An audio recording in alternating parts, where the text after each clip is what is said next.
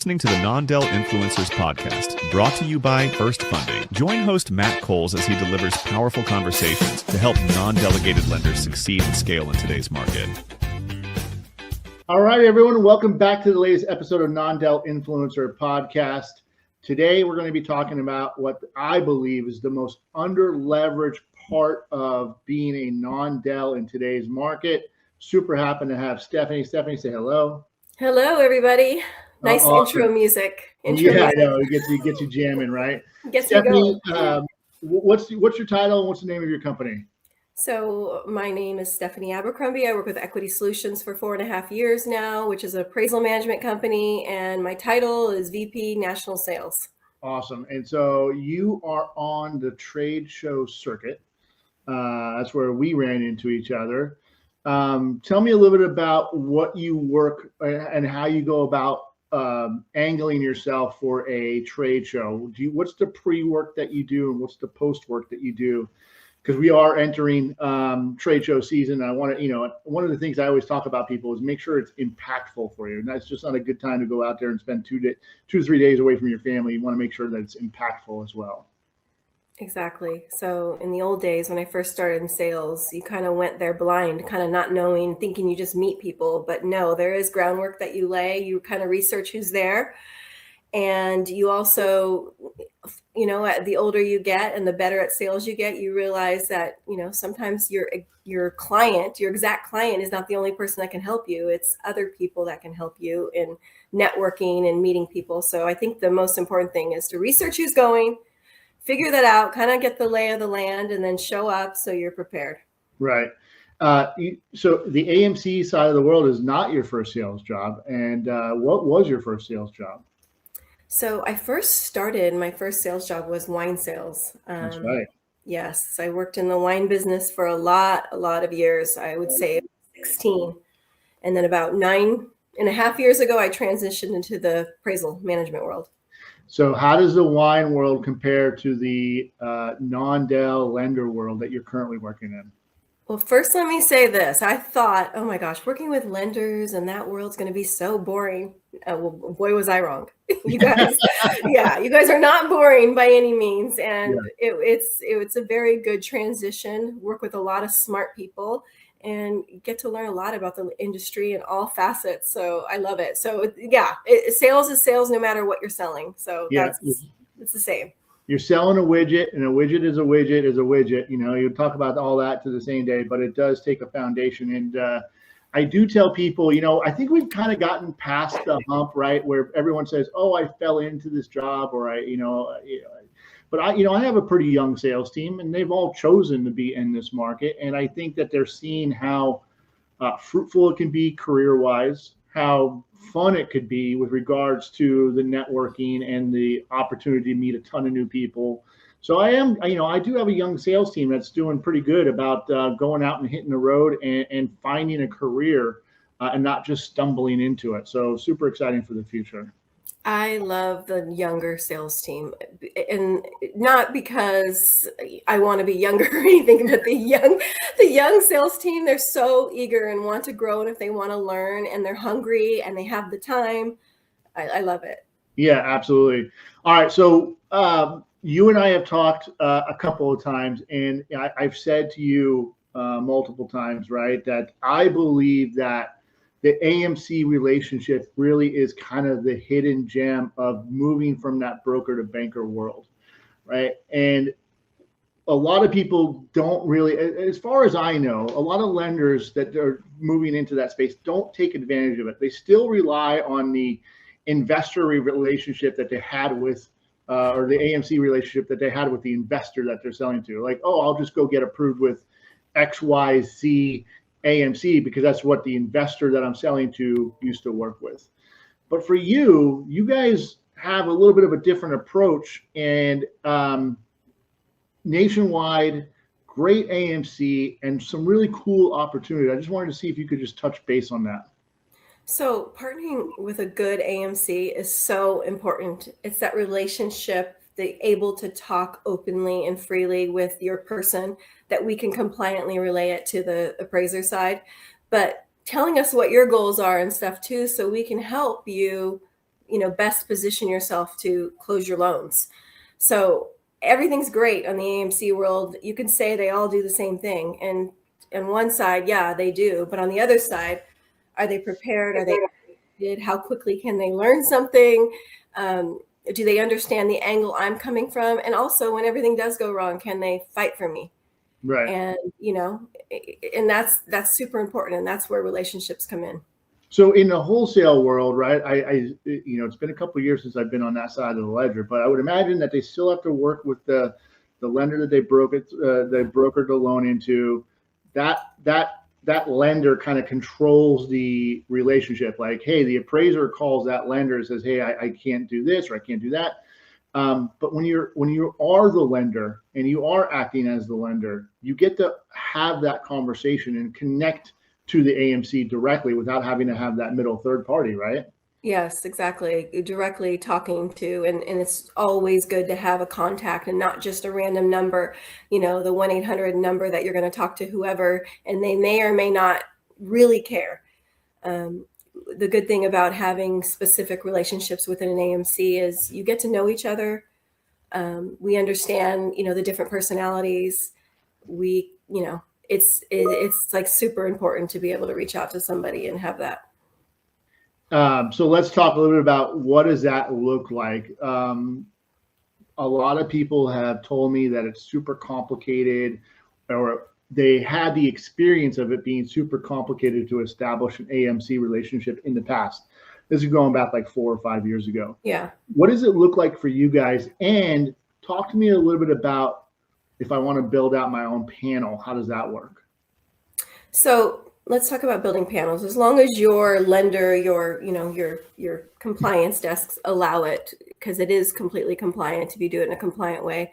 You build out your geographically competent appraisers and, the best ones in the area who are going to give you, their best reports and are going to be, timely or whatever. You trust them. So it is important to have that. We consider you to be the expert of your areas. You're the one who's worked with the same appraisers over and over again, or you've seen the ones that are good, the ones that you have problems with. So building out a panel is very easy. How big does the panel have to be? Is it minimum? We like to see at least 7 on it. So 7 to 10 is good. But sometimes it's an area, like it's rural and whatever, and there's only going to be 2 or whatever, but at least, and maybe there's only 2 in the area or 3 in the area, but at least we know. So I think if I'm a lender that's working, let's say I got a branch in San Diego, I have a branch in LA, and I have a branch up in Sacramento. Can I have a different panel for every geographical market, or how does that work? Absolutely. You can have a panel for every area and market in the country. We cover all 50 states. We're very good. A lot of times I gain lenders based on the lender can't follow their panel.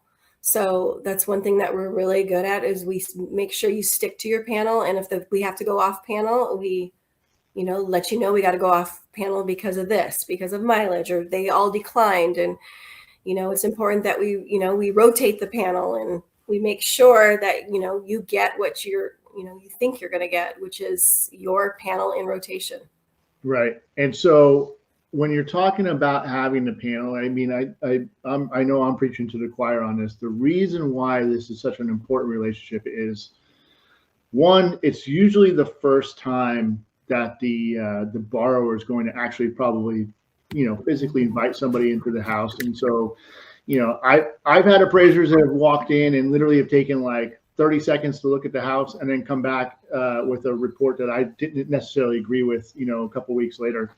So you get to develop that relationship, and who's good and who's bad and who you don't want on your panel. I mean, you even mentioned this to me before, like, if you don't know who's a good appraiser, but who's a bad appraiser in your market, you can just exclude that. You can exclude that person from whatever work you're doing as well. I mean, yes, just like there's certain AMCs that you like working with and ones you don't, and ones that you're not going to because of whatever reason. It's super important that we don't want to exclude appraisers from working at all, but we also know that you guys have experience with the appraisers in the area, and this one too many times has been over a week late, non-communicative, communicative. all kinds of things that you guys know, and we also know because we keep scorecards on appraisers based on timeliness and all these factors, and we utilize them. So what is the biggest, what creates the biggest ask of you and your time? Is it the breakdown of communication? Is it cost? Is it, hey, it didn't hit the value I was kind of hoping for?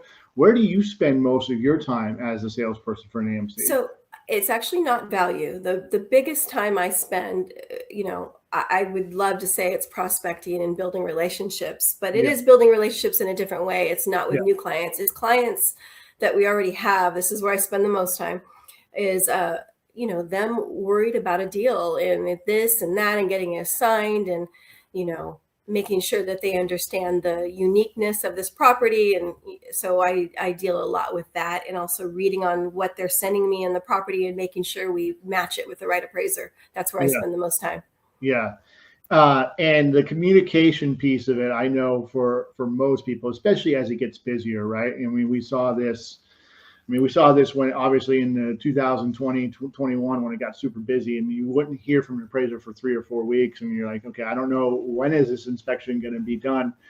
And, or when is the inspection going to be turned in, right? But I would imagine that the communication is probably one of the things that you stress most to the appraisers that you're dealing with on a regular basis. Oh, for sure. And that is, that's a time where everybody was busy. So whether you were the best AMC or not, everybody was busy, but this is where you really built relationships on the appraisers you can count on, and who you can call and who you can beg. And I know you have, 100, properties in your queue, but we really need this one done. So this is where favors were being done for each other and trying to get things done. And that's where an important AMC is the relationship you've built, when things do go bad or go crazy. What's the markets, because again, it's been a couple of years since I've been on that side. Where is the market strongest with current appraisal count versus kind of, I remember the Northwest was a little bit of a challenge for appraisers because there just wasn't a ton of them out there. Are there pockets today that are better than others? And where's the good pockets, and where's the pockets that maybe, you're going to have some extended turn times just because of the amount of appraisers out there? What are you seeing on your side? Yeah, there's always those regions, and it's the rural when there's only a couple of appraisers, and if they don't want to do it, they don't want to do it. And then you're like, wait, you're the only appraiser out here, so that you have that kind of thing. So then you have to deal with the people that are competent in the area but live far away. So those are all, the rural are always not always a difficult, can be if the appraiser's busy. There's also areas like New Mexico. There's not a whole ton of appraisers, or maybe they can, get a little bit picky on the properties they do. You got to remember there's appraisers like, oh, I don't do multifamily. I don't do, rental incomes. I don't do, and that's where it starts making it hard. Yeah. And one of the things that I know I just did a presentation in front of a group of people. One of the things I got asked about was, you probably have a fee sheet out there, right? This is the kind of the standard appraisal cost. And obviously I think everyone has now been conditioned to understand that if it's rural or, super large property, there's going to be an extra charge on it. How often are you seeing appraisers bump up the fee just because they feel like they can? Or is that not a thing anymore? It used to be back in the day, a couple years ago. I would say, what's crazy is, you work at an AMC for a while and then you move to another AMC and you're like, they do things a little bit differently where I'm at now. We bump up fees too much, and they don't like to. They like to stick to the fee sheet. So that can create problems. Sometimes people, sometimes lenders have panels and their appraisers have certain fees that don't fit in your guidelines. So then you have to adjust a little bit, but we will do that for the lender because that's what we're here for. But we try to stick to fees. We don't really have like automatic, because it's a rural property, it costs more. And it's not as much of a thing anymore. The appraisers are pretty good at sticking with it. We want to take care of our appraisers, but we also want to take care of our lenders and make sure fees are not all over the board. So that brings up a good question. So, and I don't know, I mean, if I'm a lender, can I make up my own fee sheet? I say like, hey, I want to be the best paying lender for my appraiser so that they always take my order? Can I make my own fee sheet as a lender? Yeah, lenders do that. They have their Yeah. own fee sheets, and Yeah. they do say that I know my appraisers cost more, my panel costs more, and they're worth it, and I'm willing to pay them more. So just so you know that. So that's, yeah, we definitely go off fee sheets Hey, for lenders. And I know you work with a lot of big companies, and you have some really good companies in your stable of customers today. Is there anyone who, is there such a thing as a too small or too big of a customer for what you guys are doing No. on your side of the panel? I like the smaller customers, and the reason I do is because you never know. One thing I learned in sales a long time ago when I started, I was 20, fresh out of college, around 24. And my first job was wine sales. Yeah. And it was all men in sales except for the woman that trained me, and her name was Bonnie. And I'll never forget what she told me. We went into a restaurant, for wine sales, and she said, you need to be nice to everybody all the time, which is a good rule anyway. But she says, you never know. It could be the owner's son. It could be the owner someday. It could be this, that, whatever. So, be nice to the busser. So of course, I'm always nice to everybody, but I know what she means by that now. It doesn't matter how small people grow. People know people change companies. So no, there's no such thing as too small. Well, that's a good reflection of First Funding as well, right? Because we do help people out with their first line of a $2 million, maybe even a $3 million facility. And I was just looking. I've been over here for 2 years now. I was looking at some of the old agreements that we did for some of our bigger customers. People have grown from a $3 million facility to a $150 million facility with us. I mean, you never know where it's going to spark a flame and catch fire, and you're cooking with gas pretty soon, right? And so, and you want to grow with these people. You want to grow with them. It's fun. It's all part of it. I don't want to just grow. Actually, the bigger ones are harder. Right. Because they have so many people to choose from. So when you start building relationships early on and they grow, like you're in it for a long time. Yeah. So what's on the radar for like what are the road bumps and the headwinds ahead for the AMCs in the year ahead? What are you guys seeing? I know it's the beginning of the year right now. I'm sure you guys sat together as a sales team or as a group and said, you know what, we got this coming against us. We got this coming against us. What are some of the headwinds that you guys are dealing with in your industry right now? Well, I think the new forms coming out, I think that is, people are going to have to adjust to that and reading that, and the underwriting and the appraisers and the time that it's going to take them to learn it.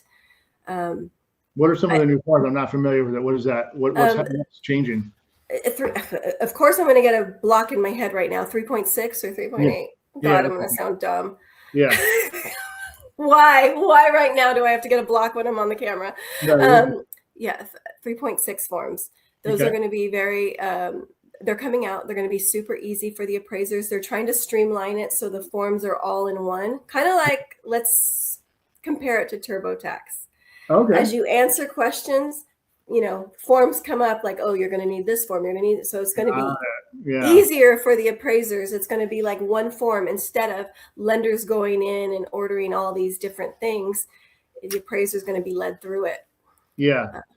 So the advent of the PIW and the appraisal waivers, obviously probably had some type of impact, but you're still seeing equal demand to what you were seeing previously, right? I would imagine that, maybe you don't need it on a refinance, but you're still seeing strong market on the purchase side of that, I would assume, right? Yes, absolutely. Yeah. And I think it's starting to get busier right now too. You probably noticed that too as well, I'm sure. January came out and I think punched us all in the face with how usually we can kind of dip our toe into the year and just kind of wade into the madness. And this year I came back from a vacation on January 5th, and I feel like it's been guns blazing since that time. Exactly. I feel like it was like that since after FAMP. How did you feel about FAMP after you went there? FAMP was a great show. It was my first time there. Very lively, really incredible team that put that on, all those volunteers that volunteer for FAMP Miami in that chapter.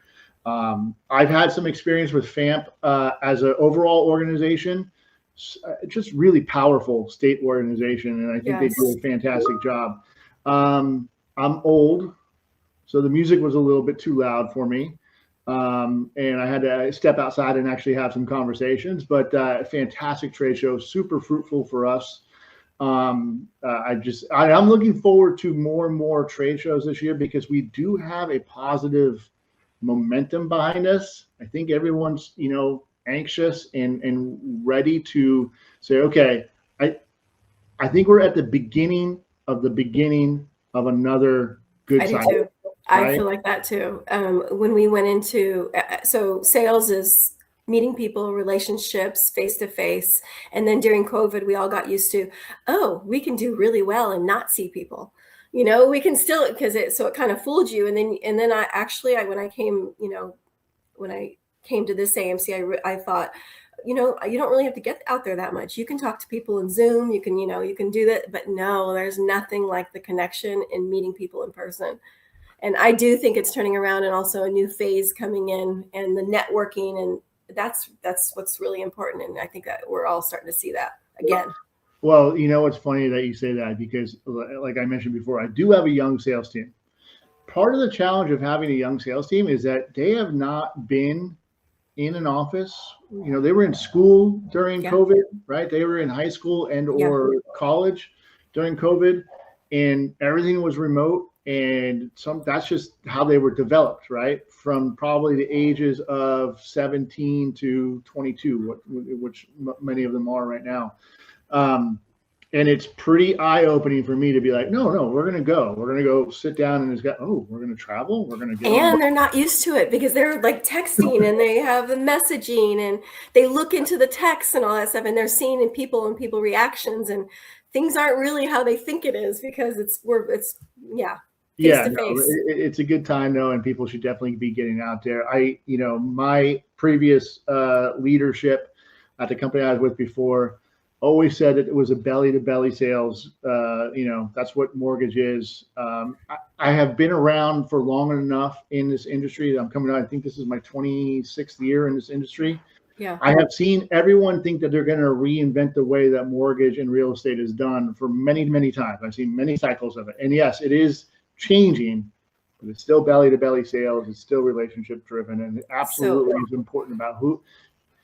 What's that old adage? People do business with people that they like, and I am a firm believer of that. And you want to fit them in your life the way that is comfortable for you, and you can get things done. And I want to be able to tell you how I feel or what I need. I want to ask you a question. I know I'm not the interviewer. No, you're good. But AI, how do you think that's going to affect everything?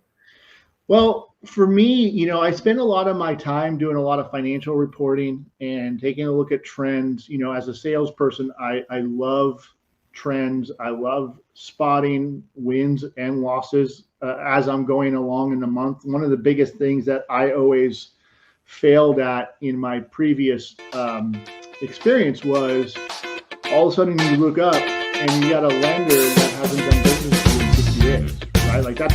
I should have recognized that way earlier on in the process, as soon as it started dropping, right? Yeah. And you think you're going to do good, you think you're going to get in front of them, and you think you're touching base with all your customers, but we all know that sometimes the days turn into weeks, turns into months, and all of a sudden you look up and they're not there. But when I run all my data, and every morning I run it into an AI report, and I say, show me the trends, and I have a series of prompts that show me trends about people who are rising and falling. That helps me. That invigorates me and lets me know what's going on in my book of business, rather than me searching out for the outlier. Yeah. In addition, for me, I'm still relatively new to the warehouse side. I have some great leadership at First Funding, people that have been doing this for a very long time. It helps me when they talk at a high level. I write down some key terms. That's what I do. Yeah, exactly right? what I do. Yeah, you make notes, trying to figure out how to best leverage it. And then, for my personal life, I use it for, my wife and I went on we're planning a trip, right? And I'm like, hey, build me a 7-day itinerary to where we're going for a vacation, right? And it gives me ideas. And I always have problems with sort of putting pen to paper when I first start. So it really helps give me the framework of where I want to start. Once I get the pen to paper, I know how to build around it. It's the pen to paper that AI is really helping me out with. How about you? So faster, efficient. It does help you with an outline, and you can change the outline or whatever, but it tells you where you don't want to go. Right. Helps you get a little, educated quickly on things. I think it's, it helps with time, but but I don't think nothing will beat obviously face to face. We still need that human interaction. Sometimes AI can be wrong, Yeah, well, you know what? That's exactly what it is. I did have a salesperson who came into a couple of meetings with me and was like, well, this is what the answer is. I'm like, did you even look at what the answer that I know you got out from AI said? Because this is completely wrong. So yes, there is still that due diligence of checking it to make sure it actually does make sense. Yes, because it's only as good as the data. But yes, it saves time so much, and but nothing's going to meet. I don't know. You know what? It's changing so rapidly. For everyone to sit here today and say, "Oh, it's going to look like," but let me tell you this: for me to sit here today, because for me to sit here today and to say this is what it's going to do to my career in 1 year, 3 years, 5 years, I have no idea. Right? Like, it's a fantastic tool. It's doing great work for me today. I will continue to evolve with it. Yes. I think a lot of people are intimidated by it or it's going to take my job. I just, at the end of the day, there was something 5 years ago that was going to take our job. There was something 10 years ago that was going to take our job. Yeah. I've heard it all before. So I've seen it and go. But you also have a family with young, what do you have? 5 daughters? 4 daughters and 1 son. 4 daughters and 1 son, all in their early 20s? The twins, the youngest are 23 and the oldest is 31. How are they? What are they? This is a good question because you and I are about the same age, but how are they looking at it from their perspective about how to leverage AI? They love it. They use it. Yeah.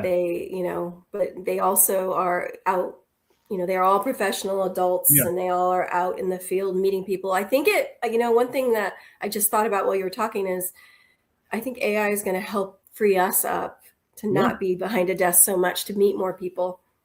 Yeah. I don't think sales will not. We're cockroaches, right? We're always going to be around. Nothing is going to kill us. Exactly. All right. Well, Stephanie, I can't thank you enough for your time. Again, guys, anyone that's listening to this podcast, if you are a non-Del lender or if you're thinking about non-Del, there's a lot of reasons that people focus on why they should move it. I really do believe that the value of the AMC relationship is the hidden gem of making that move. And do it now versus when it gets busy. Because if you can establish that relationship with the AMC and the appraisers and do all that now, incredibly important as it's going to get busier and busier in the years ahead. So super thank you. It's important to hook up with an AMC that knows what, that your salesperson even knows what non-Del is and can how can we help you, and how is the AMC used to working with all types of lenders and their, directives and everything, and to get you a good finished report. So give me a call. Fantastic. I know we'll share all the contact information in the podcast when we edit it together.